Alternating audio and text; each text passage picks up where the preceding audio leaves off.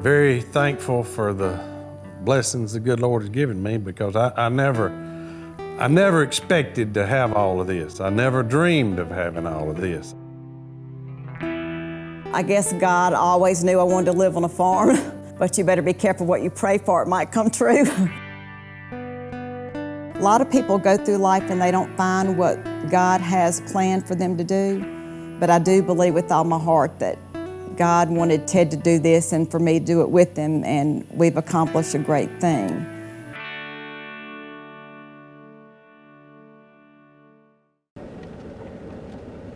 I always loved cattle. I wanted cattle. I remember thinking if I could ever get me 300 head and a good job in town, boy, that'd be the best thing in the world, you know. When I graduated high school, I borrowed $5,000 and bought my first cattle. I guess I've owned more cattle than the year after. Every year since 1978, I've just never stopped growing. After Janet and I got married, everything she made, everything I made, we lived, and other than that, we put it back in the farm. In 1990, we bought this place in Seminary. It was a dream come true for me, and I thought, boy, I've got it now, you know. I never thought I would have anything other than this. I just hoped and prayed I could pay for this. So he had 2 jobs and cattle, and I had a job. So there were a lot of sacrifices.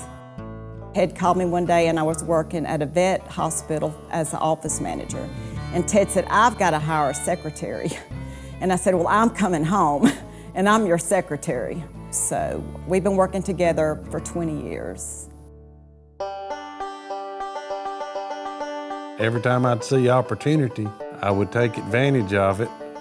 And I've just kind of continued to grow and grow and grow. And I rented some land from Cal-Maine Foods, and adjoining that land there was a dairy, and before long I had bought the dairy and I started growing cattle under the barns and feed them a silage-based ration. We put mostly steers there. We can put a few more pounds of gain on them there, but it's very unique. I don't know of anybody doing, you know, as far as anybody doing what I'm doing, nobody in Mississippi, I feel relatively sure. You know, when I started with Ted, it was just me and him and his father-in-law working.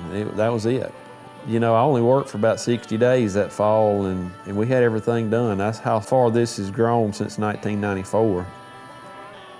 You start dissecting it down to locations or a group of guys that work here, a group of guys that work there, it still takes every hand to make the day. Our big emphasis and our job has always been to get these cattle and get them healthy, take stress off of them. They're just like us. When they're really stressed, they get sick. And we want to take the stress off of them, make them feel at home. And that my crew, everyone knows that their job is to take the stress off of them. The sooner you can make them feel comfortable, the better off the cattle are. They're very knowledgeable in what they're doing. They have a system, it's systematic. You can tell that everybody knows their place and their job, and they enjoy it. That's something that kind of speaks from other places that you go where it's just a job. These guys are fully invested in the operation here. They support Ted and his family and everything that they do. And you know, that just makes better employees. It makes for a better product, a better environment, it makes everything just a whole better experience. If you don't love this business, you won't do it, because it's hot weather and it's rainy weather and it's cold weather. You know, it's a 7-day-a-week job. And everybody that works for me loves what they do. Now, occasionally we hire somebody that thinks they might love it, but they don't last very long. It comes down to the cowboy code. You know, you, as an employee, you ride for the brand.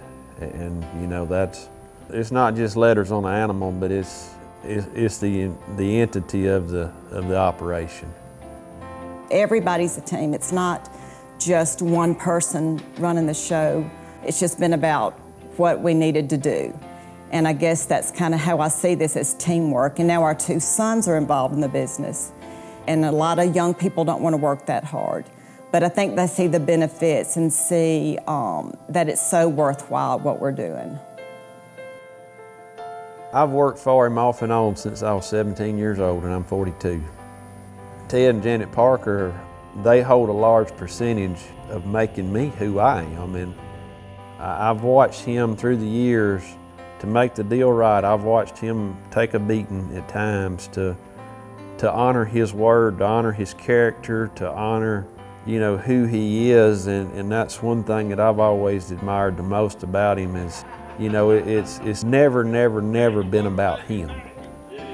The fact that he's humble and he's just a normal, everyday guy.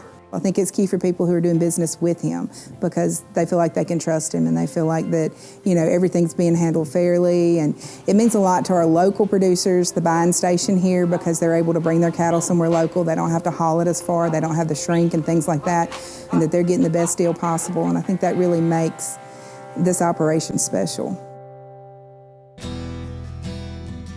We're excited that he is our nominee for Mississippi. It's special for Covington County given the fact that cattle is such a big industry here, and so we think there couldn't be anybody better than Ted to represent us on this great scale. I don't know what I've done to get here. I've just got up and worked hard every day and had fun doing it. It's such an honor, a great honor, and I really can't believe that I'm sitting here doing this, but I am. We've never dreamed that we'd ever want any kind of accolades for anything that we do. We've never even thought in that realm that somebody would take notice of us, because there's other people doing great things too. So we're very humbled and very blessed and feel great. And Ted's a great manager. He's been a great husband, father. It's been good.